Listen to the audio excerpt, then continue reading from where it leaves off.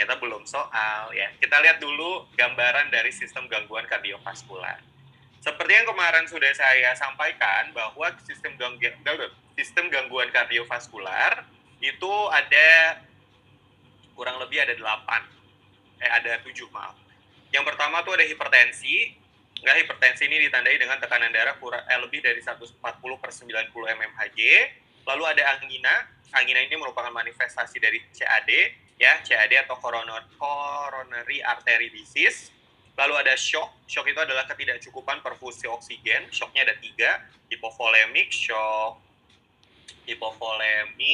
shock anafilaksis, sama shock apa coba? Shock breaker. Bukan. Saya lupa lagi shock satu lagi apa. Ya, nantilah teman-teman jawab sendirilah di kolom chat ya. Terus ada enstemi dan stemi, ya, lalu ada aritmia, kehilangan ritme jantung, dan ada hiperlipidemia. Ya, hiperlipidemia ditandai dengan LDL lebih dari 100, TG atau trigliseridanya lebih dari 150, dan kolesterol totalnya lebih dari 200, ya. Nah, untuk algoritma dan lain-lainnya nanti kita bahas melalui soal-soal yang akan kita sampaikan malam hari. Oke, kita mulai dari soal nomor 1. Soal nomor 1, seorang pasien laki-laki berumur 55 tahun datang ke rumah sakit dengan diagnosa hipertensi. Setelah pengobatan selama 3 bulan dengan captopril, tekanan darah pasien belum mencapai target. Dokter merekomendasikan obat tambahan. Apa obat tambahan yang perlu dihindari?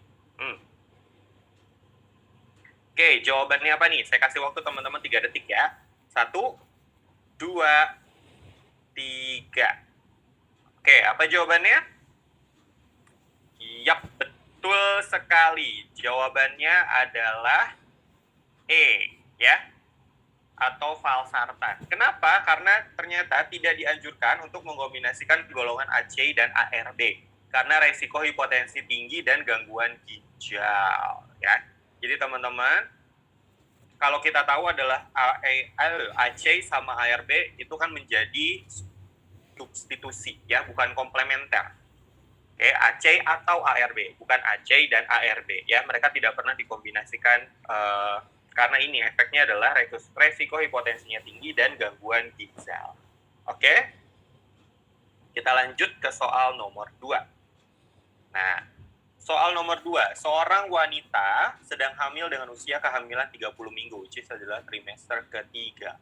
Mengalami eklamsia dan tekanan darahnya 160/100 mmHg. Pemberian metildopa tidak memberikan respon yang baik. Dokter ingin mempertahankan kehamilannya hingga 38 minggu. Obat apakah yang sebaiknya digunakan untuk itu? Ini gampang banget. Saya kasih waktu 1 detik. 1. Udah.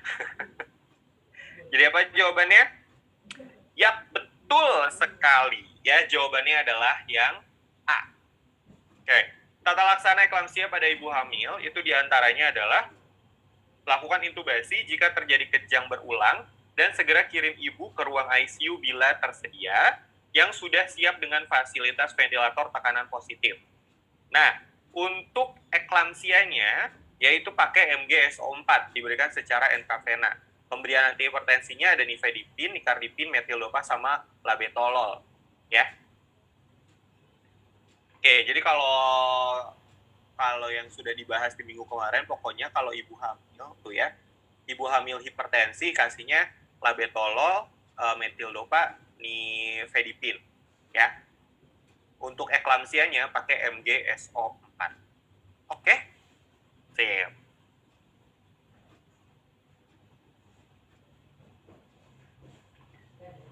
Soal nomor 3. Pasien mengalami sakit dada sebelah kiri, ya, menjalar hingga bahu kiri, juga sesak nafas. Diberikan asetosal 81 mg. Konseling terkait penggunaan asetosal adalah, ini juga gampang banget, ya. Lihat dosis asetosalnya berapa. Oke, sudah bisa dijawab? Asetosal sebagai apa? Betul, ya. Jawabannya adalah yang C. Asetosal sebagai antiplatelet.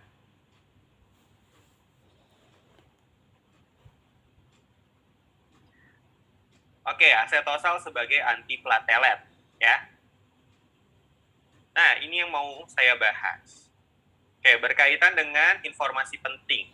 Kita harus tahu bedanya dari antikoagulan, antiplatelet, fibrinolitik, atau trombolitik. Kalau antikoagulan, dia menghambat progresi dari trombosis atau mencegah terjadinya pembentukan darah baru. Ya, contohnya ada fondaparinux, heparin, dan warfarin. Kalau antiplatelet, dia menghambat pembentukan awal gumpalan baru. Menghambat pembentukan awal gumpalan darah. Ya, jadi kalau antiplatelet itu menghambat pembentukan awal gumpalan darah. Kalau antikoagulan, dia mencegah pembentukan bekuan darah.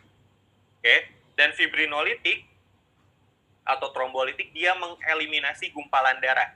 Jadi kalau fibrinolitik atau trombolitik udah ada gumpalannya dulu ya, baru nanti dia dihancurin. Contohnya apa? Kalau fibrinolitik yaitu alteplase. Dan ingat golden periodnya adalah 3 sampai 4,5 jam ya. Nah, balik lagi ke antiplatelet. Antiplatelet di sini contohnya yang umum ada 2, aspirin dan clopidogrel. Tapi lihat dosisnya aspirin, ya, itu 75 sampai 100 mg untuk sebagai dia antiplatelet ya. Kalau untuk sebagai clopidogrel lebih dari 100 mg itu dia sudah menjadi anti inflamasi ya. Lalu untuk clopidogrel dia di dosis 75 mg. Oke. Nah, yang perlu diperhatikan lagi adalah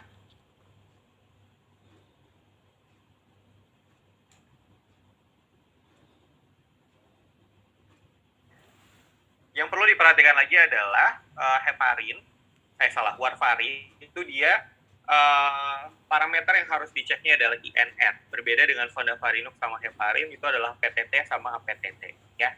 Warfarin ini parameter penilaiannya sama seperti yang antiplatelet. Gitu.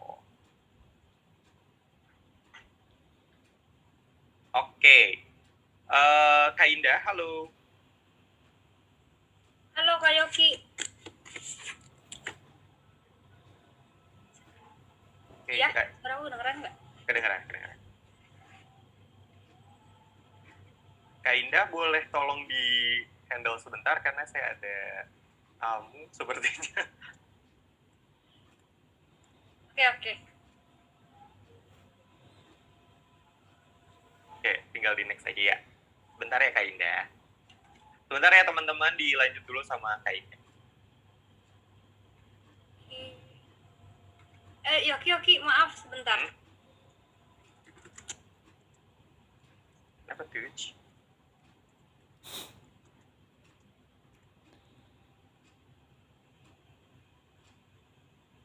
Oke, nomor 4 akan dilanjutkan oleh Kak Indah. Kita lanjut ya ke soal nomor 4. Jadi ada pasien laki-laki nih, umurnya 48 tahun, menderita penyakit hipertensi dengan riwayat penyakit PPOK. Nah, dokter ini memberikan obat beta blocker untuk pengobatannya. Nah, obat beta blocker mana sih yang tepat untuk pengobatan pasien tersebut? Ayo coba teman-teman jawab.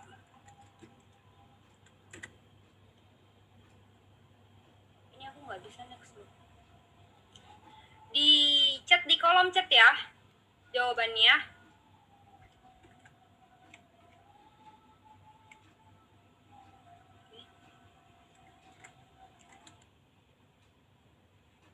Nanti jawabannya dibahas sama Kak Yoki ya. Kita ke soal nomor 5. Mungkin teman-teman bisa di 4 titik berapa, 5 titik jawabannya apa gitu ya. Nah, yang soal nomor 5 nih, ada pasien lansia umurnya 68 tahun menderita hipertensi sejak 5 tahun. Beberapa bulan lalu, pasien tersebut mengalami gagal jantung, terus sempat dirawat di ICU. Nah, dokter ini akan mengganti dan menambah beberapa obat untuk kondisi pasien tersebut. Nah, obat apa nih yang tepat untuk pasien tersebut? Nah, jawabannya ada ACI atau ARB ditambah thiazid, terus ada B, beta blocker dan ACI, terus ada ACI atau ARB ditambah beta blocker, ditambah lagi spironolakton, terus ada ACI atau ARB ditambah beta blocker, ditambah diuretik, ditambah spironolakton, terus yang E itu ada 4 obatnya ACI atau ARB, ditambah CCB, ditambah diuretik, ditambah spironolakton. Ayo jawabannya yang mana nih?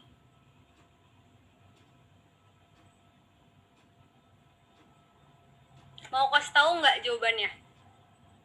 Apa tunggu Kak Yoki aja? Ya, jadi untuk yang nomor 5 ini jawabannya yang D, teman-teman.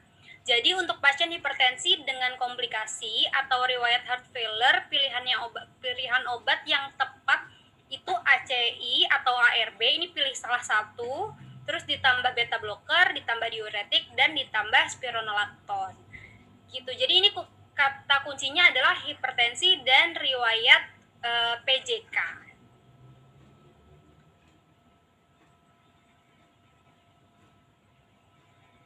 Nah, ini nih harus diperhatikan pilihan regimen dan target terapinya. Jadi kalau misalnya yang tanpa komplikasi, itu first line-nya tadi pilih ACI atau ARB, atau bisa dikasih juga CCB, lalu HCT. Nah, kalau misalnya pasien yang hipertensi, tapi dia juga menderita diabetes mellitus, first line-nya itu ACI atau ARB. Terus untuk second line-nya itu CCB. Terus kalau misalnya pasien yang hipertensi dengan heart failure, bisa menggunakan ACI atau ARB ditambah dengan beta blocker, ditambah dengan diuretik, dan ditambah juga dengan spironolakton. Terus kalau misalnya pasien hipertensi tapi dia gangguan ginjal juga, first line-nya itu dikasih ACEI atau ARB ditambah CCB, atau bisa juga ACI ditambah ACI atau ARB ditambah diuretik. Nah, kalau misalnya ini sering banget keluar nih hipertensi pada masa kehamilan, disebut apa? Ya, ini udah ada tulisannya preeklamsia. Nah, obat-obat yang biasa digunakan itu adalah labetalol, metildopa, nifedipin, dan ada juga yang ditambahkan MGSO4. Ini sering banget nih ditanya nih, MGSO4 itu diberikan ke pasien dalam kondisi hamil itu sebagai apa sih? Jadi kalau ada pertanyaan kayak gitu, bisa dijawab ya kalau itu tuh sebagai antihipertensi. Terus untuk hipertensi emergency itu dikasihnya nitroprusid. Kalau misalnya hipertensi yang urgency itu bisa dikasih captopril, clonidine, atau labetalol. Nah, kalau misalnya yang resistensi hipertensi itu biasanya ditambah dengan diuretik. Gitu. Nah, ini ada catatan kalau misalnya obat-obat golongan tertentu nih kayak contohnya beta blocker selektif itu aman untuk pasien asma. Jadi teman-teman harus tahu kalau misalnya di golongan beta blocker itu ada metoprolol, acebutolol, terus bisoprolol dan atenolol. Nah, itu yang boleh digunakan untuk pasien asma. Karena kan kita tahu nih kalau reseptor beta itu ada di paru-paru, ada di jantung.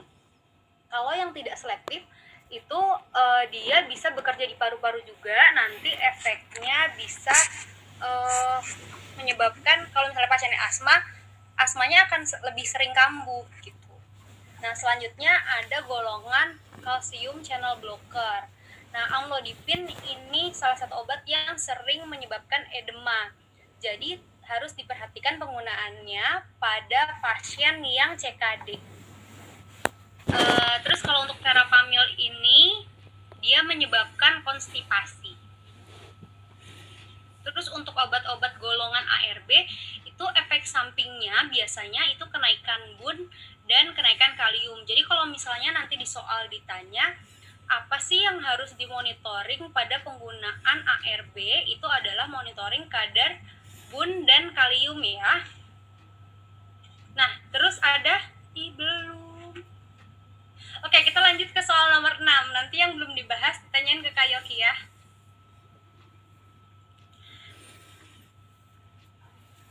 Seorang wanita usia 55 tahun masuk rumah sakit karena tiba-tiba lemas paruh badan dan tidak dapat bicara jelas. Pasien tiba di rumah sakit 2 jam setelah mulai lemas. Nah, hasil pemeriksaan dokter menunjukkan pasien mengalami stroke iskemik.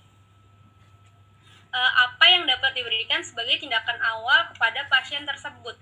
Ada yang tahu apa jawabannya?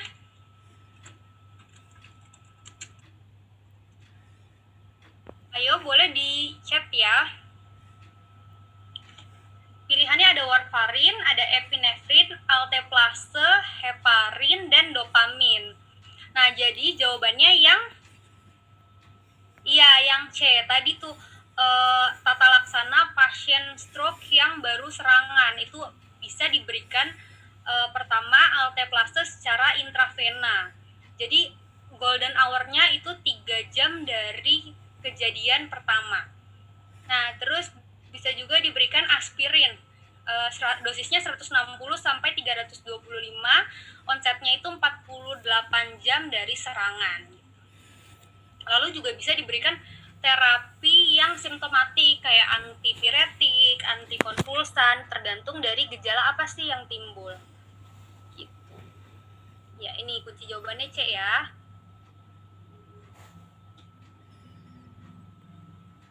Ini Kak Yoki belum juga muncul.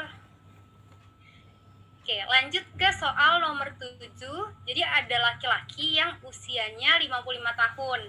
Mengeluh pegal-pegal sudah selama 3 bulan. Nah, pasien ini punya riwayat hiperlipid, hipertensi, dan DM nih pasiennya, penyakitnya udah komplikasi nih. Kadar kolesterol totalnya 260 mg per desiliter.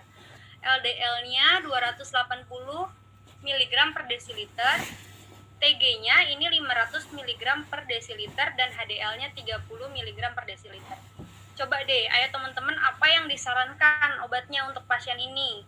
Ada atorvastatin, ada niacin, ezetimibe, kolestiramin, atau fenofibrat. Ayo dijawab dulu.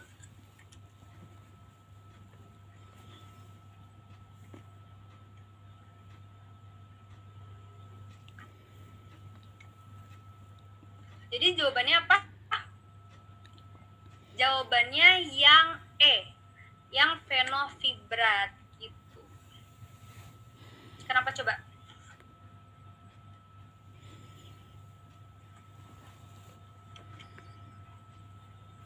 Nih, jadi karena tadi di pasien ini kadar TG-nya itu tinggi, yang diasosiasikan dengan pankreatitis, jadi digunakanlah